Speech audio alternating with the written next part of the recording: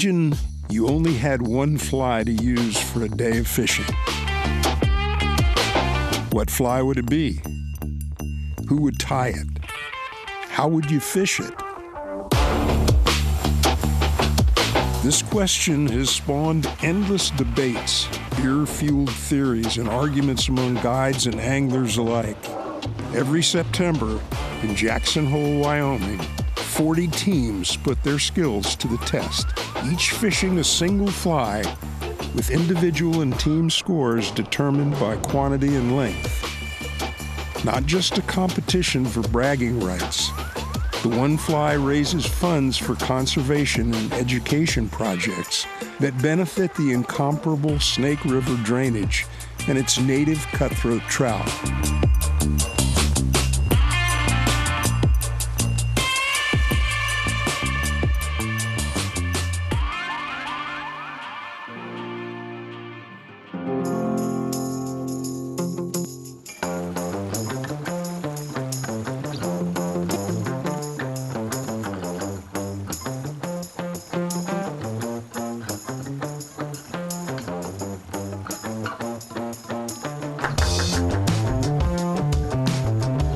On a normal day, your average angler sets forth with enough different fly patterns to stock a small fly shop.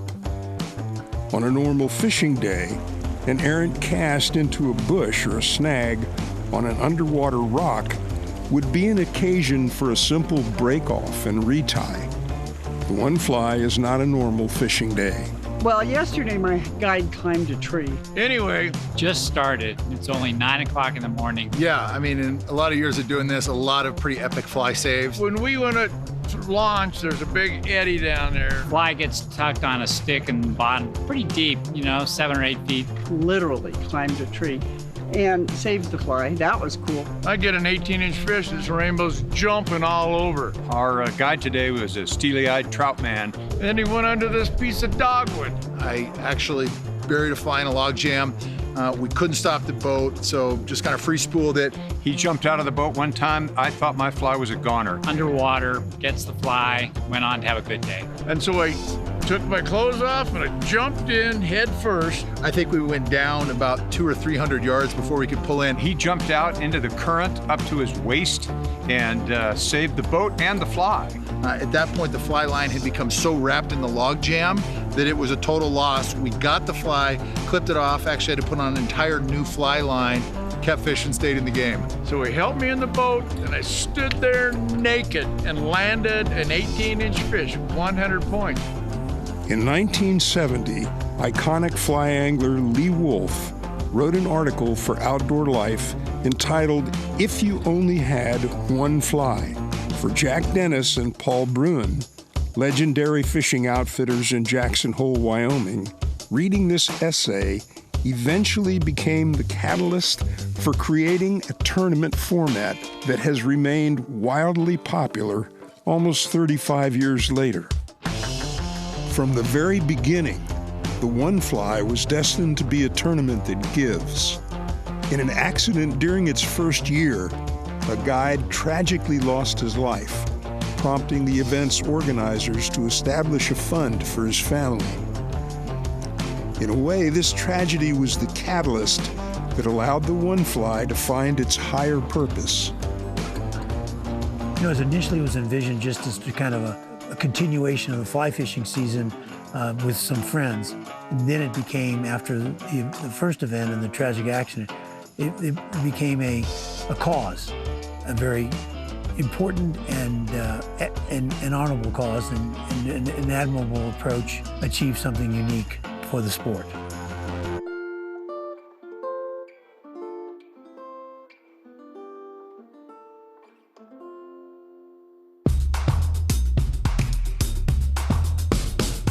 While there are many great fly tyers in the game today, one man in particular has garnered a reputation for creating productive, durable, not to mention unconventional flies that tend to do well in the tournament. Guess I'm the fly tyer. I'm the guy that sniffs glue and has flies hold up. I've literally tied parachutes like down to size 16 that lasted for 100 fish. Yeah, I'm definitely in demand. A lot of times I'll get orders for the next year, the night of the awards banquet. Yeah, I've been accused of being a drug dealer before, you know. Coming by with a briefcase or a backpack of flies with people's name on it, and everybody's kind of trying to hunt you down, texting you, calling you. Can you switch this? Can I get this? It's easy to second guess your fly choice, to obsess over the weather report, the river levels, the dreams you had the night before, and what it all means for the particular pattern you've chosen. At a certain point, however, the day comes and you just have to go fishing.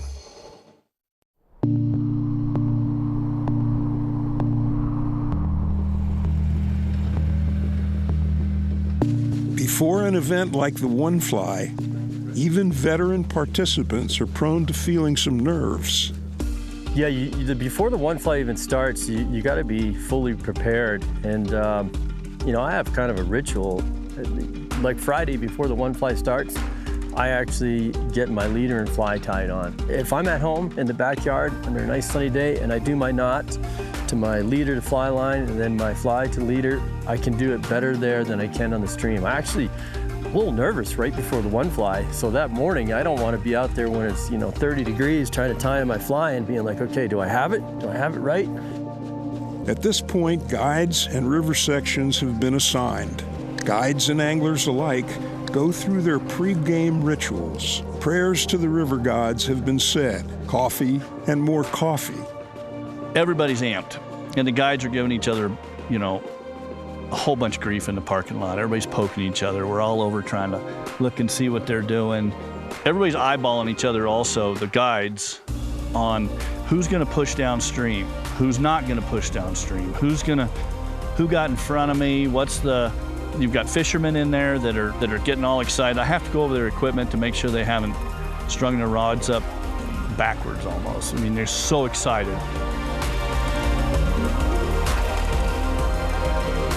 Then the boats hit the water and the tournament officially begins.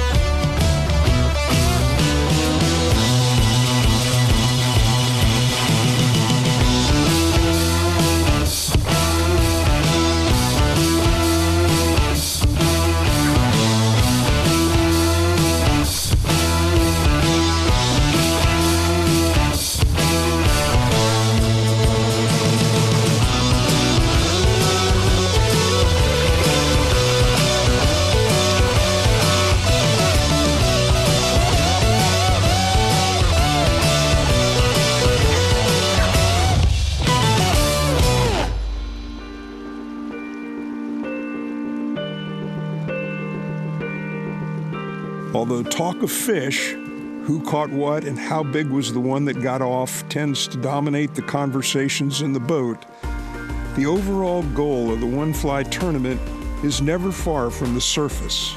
Floating through this beautiful landscape on a pristine river will remind even the most focused angler that native cutthroat conservation is the real goal of the day. The enduring value of the tournament isn't in who wins or loses. It's about the fact that all of the proceeds that all those anglers bring into the economy, they're plowed right back into restoration and stream access and other things that are important for anglers. So it's a terrific way to have fun, but also to give back to this resource that gives us so much and asks for so little in return. One of the signature projects that the One Fly Foundation made possible is this place called Spread Creek. Basically, it's an irrigation dam used to block dozens of miles of additional spawning and rearing habitat that were up in some really pristine places like National Park and Forest Service managed lands. And we worked with the private landowner and figured out a way to create an irrigation diversion that allowed him to get his water, but then it reconnected 50, 60, I think it might be even 70 miles of spawning and rearing habitat for native cutthroat. I think the One Fly is a remarkable testament to the value of giving back, giving something back to the community we love, to these rivers we love, and to these fish that we love and care so much about. If more institutions, more organizations acted in a similar manner to the One Fly and the One Fly Foundation, the world would be a lot better place, and not just for anglers. Since 1993, the Jackson Hole One Fly has raised over $2.3 million while joining matching funds from others to bring together over $18.9 million. That's over $20 million for select trout conservation projects. In the end, the Jackson Hole One Fly is a fishing competition that isn't really about the fishing or the fishermen. It's about the fish and ensuring that this spectacular resource thrives for the next generation.